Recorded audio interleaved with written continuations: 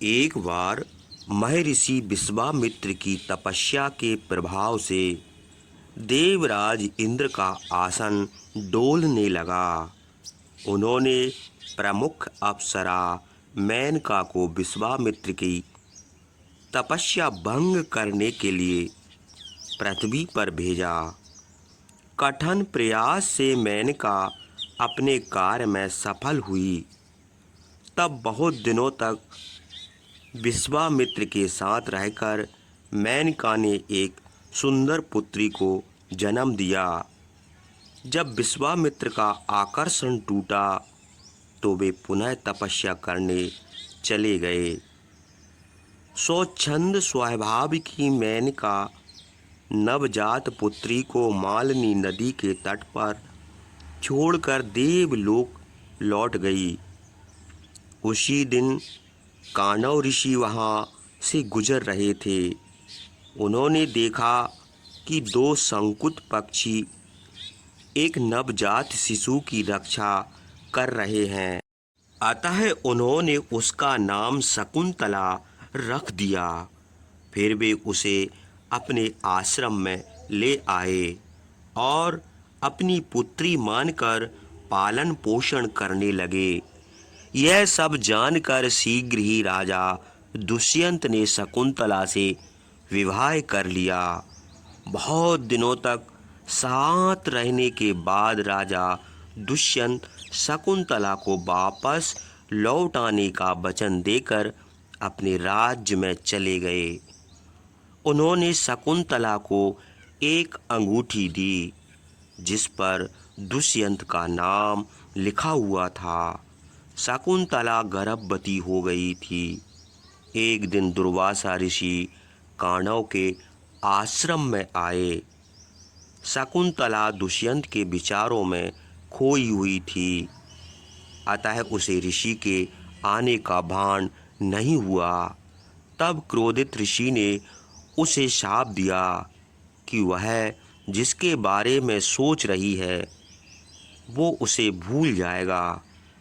क्षमा मांगने पर दुर्वासा ऋषि ने कहा कि अगर वह उस व्यक्ति द्वारा दी गई वस्तु उसे दिखा देगी तो उसे सब याद आ जाएगा। शकुंतला राजा दुष्यंत से मिलने के लिए नौका द्वारा उनके नगर की ओर चल पड़ी, मगर रास्ते में उसकी अंगूठी नदी में गिर गई और एक मछली उसे निगल गई। शकुंतला दुष्यंत के दरबार में पहुंची, लेकिन वे उसे पहचान नहीं पाए। वह आश्रम में लौट आई। वहीं उसके पुत्र भरत का जन्म हुआ। वह अंगूठी एक मछुआरे को मिली। मछुआरा उसे राजा दुष्यंत के पास ले गया। अंगूठी देखकर राजा दुष्यंत को सब कुछ याद आ गया। वे शकुंतला से मिलने के लिए निकल पड़े। उन्होंने जंगल में एक बालक को शेर के बच्चे के साथ खेलते हुए देखा। वह शकुंतला और दुष्यंत का पुत्र भरत था। बाद में भरत महान राजा बने। कौरव और पांडव उन्हीं के वंशज थे। महान राजा भरत की तीसरी पीढ़ी के प्रतापी राजा थे हस्ती। उन्होंने हस्तिनापुर नगर की स्थापना की।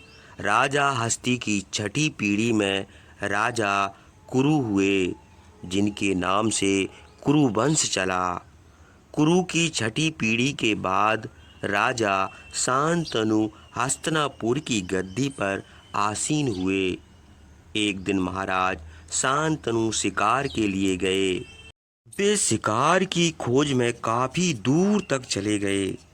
अचानक उन्हें गंगा नदी के किनारे एक खूबसूरत स्त्री दिखाई दी। वे उसकी ओर आकर्षित हो गए। फिर उसे अपना परिचय देते हुए कहा कि वे उससे विवाह करना चाहते हैं। वह स्त्री नदी देवी गंगा थी। गंगा ने कहा कि मैं आपसे विवाह अवश्य करूंगी, परंतु मेरी एक शर्त है महाराज। आप मेरे किसी भी कार्य में ना तो हस्तक्षेप करेंगे और ना ही मुझसे उस कार्य का कारण पूछेंगे। महाराज शांतनु सहमत हो गए और दोनों ने विवाह कर लिया।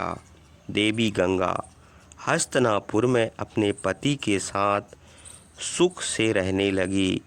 समय के साथ उनके एक पुत्र हुआ।